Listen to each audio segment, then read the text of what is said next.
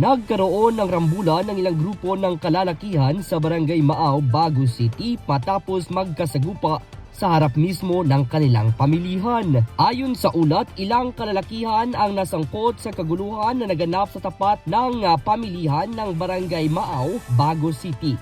May mga individual na nadamay at nasugatan matapos gumamit ng mga basag na bote ng soft drinks sa nasabing insidente. Makikita sa video na kuha ni Rian Gonzaga, isang residente sa lugar, ang isang lalaki na may hawak pa na bote na kalaunan ay nabasag. Sa parehong video, makikita rin ang ilang residente na agad umawat upang mapigilan ang lalong paglala ng rambulan.